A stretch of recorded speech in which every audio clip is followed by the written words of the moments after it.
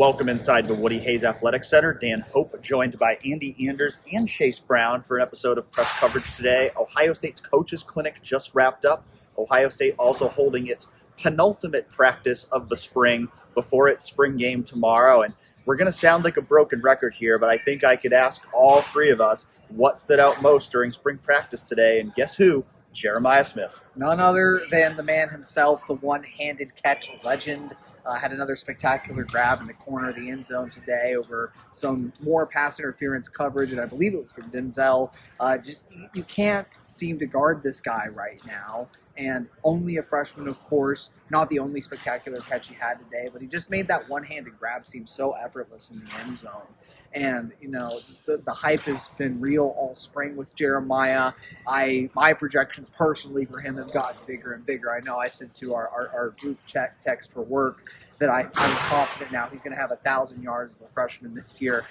Pretty lofty aims for what he can accomplish this season, and we're seeing big things from him in spring practice. Now, I think we also all agree that we have not been blown away by Will Howard this spring. Quite frankly, in the multiple opportunities we've had to watch practice where we've been able to see significant portions of team drills or 7-on-7. We just haven't seen the consistent accuracy, the sharp passing that you want to see from an Ohio State starting quarterback.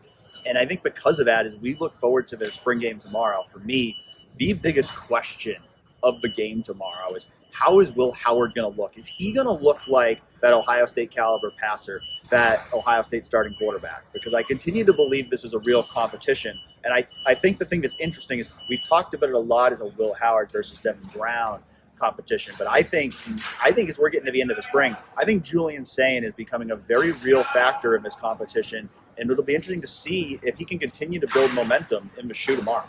Yeah, he's my player to watch tomorrow. I think that Julian Sayin has made great strides this spring. That's been obvious based on the way that the coaches have talked about him. We came in for the first couple of practices, the media did, and we saw Julian Sayin was kind of finding his footing. He was getting more comfortable in the offense, but then we see him compete a little bit more at the Student Appreciation Day. And then on Wednesday, we talked with Ryan Day, and he says Julian's in the mix for the starting job. He's in the competition along with Will Howard, along with Devin Brown. It seems like those three have kind of set themselves apart in a way, and I do think that it's going to be interesting to see how those reps are split up tomorrow during the spring game. Who's going to be with the first team? Who's going to be with the second and the third teams? Will that even matter? Will we see those quarterbacks sort of roll reps as Chip Kelly has said a lot this spring? I'm looking forward to it. I think it'll be exciting to watch for sure.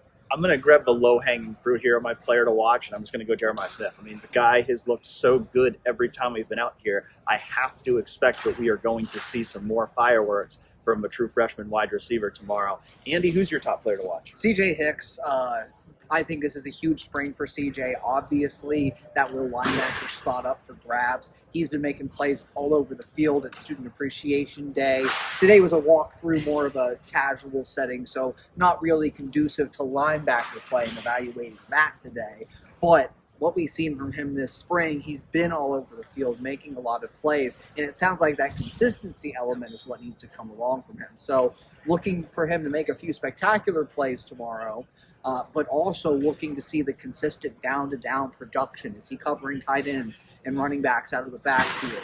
Is he filling gaps correctly? Is he doing those down-to-down things as a linebacker that go beyond just him being a freak athlete and doing freak things? Certainly, I know another position you're going to have your eyes on tomorrow as well is going to be the offensive line. We saw today the center and right guard really seem to be the two positions to watch right now. It feels like, barring a transfer addition, Josh Fryer is going to be that right tackle. Josh Simmons, Donovan Jackson, they've been the left tackle, left guard all spring long. But at center, we saw Seth McLaughlin and Carson Hinsman really taking about an equal number of reps for the first team at center. And then we also saw Carson Hinsman getting some reps at right guard, along with Tegra Shabola, along with Luke Montgomery. So those two positions still seem to be very much up for grabs here going into the spring game. Yeah, right guard, was surprised to see Tegra out there first. He'd been working at tackle so much this spring, but clearly they think he's got the ability to play both. They want to explore all options at that position. position. They don't seem confident in any one player yet at that right guard spot. Definitely a candidate for a transfer portal addition, but also, again, you have a lot of pieces to evaluate in-house. I think it's going to be an important spring game for all three of those guys competing at the right guard spot. It seems that it's Luke Montgomery, Taylor Shabola, and Carson Hinsman, who is also in competition with Seth McLaughlin at the center spot. McLaughlin, when he came in from Alabama, I think the assumption was largely that he was going to be the starting center, but hasn't been, it hasn't been just him. We continue to see Hinsman working through, and if nothing else, I think that's a testament to Hinsman refocusing, putting in the work, putting in the time to progress off of what was a very disappointing end to the season for him last year, getting benched going into the Cotton Bowl. But now it seems like the staff has put enough faith into him that he's involved in both of those competitions at center and right guard. Wrap this up. Let's go down the line here. I'm going to start with you, Andy. What's one more prediction you have for Saturday's spring game? Two touchdowns for tight ends. I think as these quarterbacks try to get settled in, the guy that's closest to you, that safety valve at tight end, is a position we see a lot in spring games. Get used. Joe Royer had that nice touchdown catch in recent memory. I think that Jelani Thurman and G. Scott, too, are both players that are looking to kind of build coming into this year. Will Kasmerick, maybe throw him in that mix as well. I think there will be multiple touchdowns from tight ends in the spring game tomorrow, just because of where the quarterbacks are and then where that tight end room is trying to get to. I'm going to go with James Peoples being Ohio State's leading rusher. We've heard Ryan Day say this week that Travion Henderson, Quinshon Judkins, they're not going to tackle those guys. So we'll see them play a little bit during the early part of a game when Ohio State is just putting rather than full contact tackling. But with Dallin Hayden leaving the program, you expect a lot of work for the likes of James Peoples, Sam Williams-Dixon, T.C. Caffey. I've been really impressed by what we've seen from James Peoples during the media viewing opportunities this spring. So I think Saturday is another opportunity to build some momentum for himself and try to lock down that number 3 spot of a running back depth chart. I have 2 predictions. One's serious, one's unserious. I'll start with the unserious one. Last year's spring game, Archie Griffin ran for that 25-yard touchdown. It was a big moment. I think a lot of people really had fun with it. This being the first nationally televised game, spring game on Fox, I think they're going to look for a big moment. If it's not happening on the field, I think maybe they could call an audible like they did last year with Griffin, maybe get one of the alumni involved in some way, get the fans involved, get them engaged. The serious one, I do think, since you guys went offense, I'll go defense. I think Caleb Downs will probably make at least one play that makes the crowds go ooh and ah when it happens. I just don't think that he might not get as many reps as some of the other guys, being an experienced player coming from Alabama, but I do think that when he is on the field, he'll probably make an impact in some way.